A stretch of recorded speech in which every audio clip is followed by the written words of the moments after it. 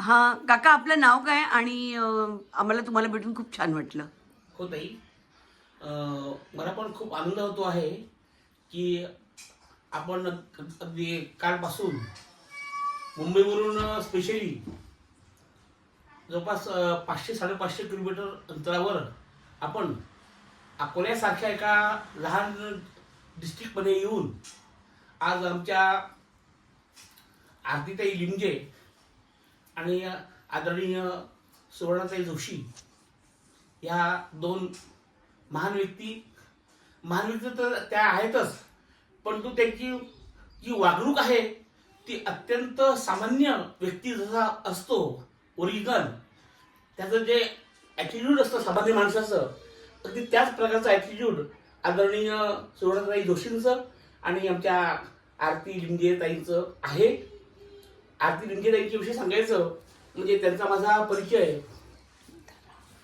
त्याला आरतीताई म्हणण्यापेक्षा ती माझी मुलगीच आहे आणि म्हणून तिला आरती म्हटलेलं मला ते जास्त योग्य वाटतं.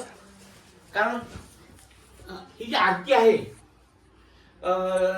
तिने अतिशय संघर्षामधून आपलं जीवन तिने जे शून्य आपण ज्याला म्हणतो की शून्यातून विश्व निर्माण करणं काय असतं, तर याचं मूर्तिमंत उदाहरण म्हणजे आरतीताई लिमगे ह्या आहेत. भंडाऱ्यासारख्या एका लहान जिल्ह्यामधून मुंबईसारख्या ठिकाणी त्या आल्या आणि त्यांनी आपल्या कर्तृत्वाच्या भरोश्यावर आणि त्यानंतर मधून अंधत्व आल्यानंतर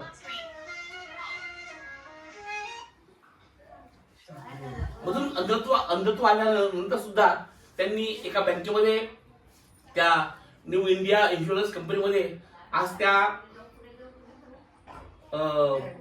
ॲडमिनिस्ट्रेटिव्ह ऑफिसर आहेत. आणि त्या जरी अंध असल्या पण त्यांचं जे कर्तृत्व आहे ते अंधांसाठी खूप चांगल्या प्रकारे, म्हणजे मॅरेथॉन वगैरे घेणं किंवा वेगवेगळ्या प्रकारचे इव्हेंट्स आयोजित करणं आणि त्यातून मुलांना विशेषतः डिसेबल्ड किंवा दिव्यांग व्यक्तींना मोटिवेट करणं हे त्यांचं प्रमुख कार्य आहे. आणि त्यांना मदत करणाऱ्या आदरणीय सुवर्णाताई जोशी यांच्याविषयी तर काही बोलायलाच नको. ज्याप्रमाणे हेलन केलरला ज्या शिक्षिकेने शिकवलं ती शिक्षिका पण फार महत्वाची होती, तसंच ह्या आदरणीय सुवर्णाताई जोशी ज्या आहेत त्या जरी दृष्टिवान असतील त्यांना दृष्टी देवाने दिलेली आहे. आणि खरोखर अशा व्यक्ती आज आमच्या अंध लोकांबरोबर जुळून काम करतात आणि त्या आम्ही अंध आहोत याची कोणत्याही प्रकारची कधी जाणीव होऊ देत नाही. आमच्या बरोबर खेळतात. आज त्या कालपासून इथे अकोल्यामध्ये आलेल्या आहेत. त्या अंध मुलींबरोबर खेळल्या, त्यांनी अंध मुलींना गेम शिकवले सुवर्णाताईंनी.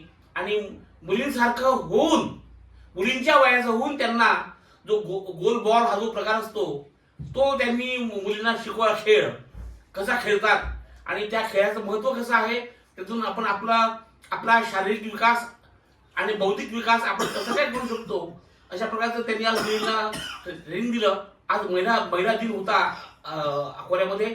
8 मार्च जो महिला दिन असतो तो आज अकोल्यामध्ये साजरा केला राष्ट्रीय दृष्टीहीन संघाच्या वतीने. आणि त्या कार्यक्रमाला आदरणीय ताई आल्या होत्या. ताईचं कार्य हे खरोखर खूप चांगलं आहे. ताईचं राहणं मुंबईमध्ये अंधेरीसारख्या एकदम चांगल्या हार्ट ऑफ सिटीमध्ये त्या राहतात. पण असं असल्यानंतरही आज त्या कालपासून आमच्याकडे आहेत. अगदी आमच्या लहान बाळाशी त्या बाळ होऊन खेळल्या तिच्याशी. हे पाहून मला फार आश्चर्य वाटलं, पण मला अतिशय समाधान वाटलं की आमच्या सुवर्णाताई वाटत नाही की मुंबईतले आहेत म्हणून. असं वाटतं ते आमच्या कुटुंबातल्या एक व्यक्ती आहेत. अशाच प्रकारे त्यांची बिहेवियर होतं कालपासूनचं. आणि मला खूप आनंद वाटतो आहे की आदरणीय सुवर्णाताई जोशी आणि आमच्या आरतीताई लिमगे या मुंबईवरून खास या कार्यक्रमासाठी इथे अकोल्यामध्ये आल्या. आणि त्यांनी अतिशय चांगल्या प्रकारे हे 2 दिवस आमच्या घरातलं वातावरण आणि ज्या ठिकाणी हा कार्यक्रम होता त्या ठिकाणचं वातावरण अतिशय चांगल्या प्रकारचं होतं. याचा मला मनस्वी आनंद होतो आहे.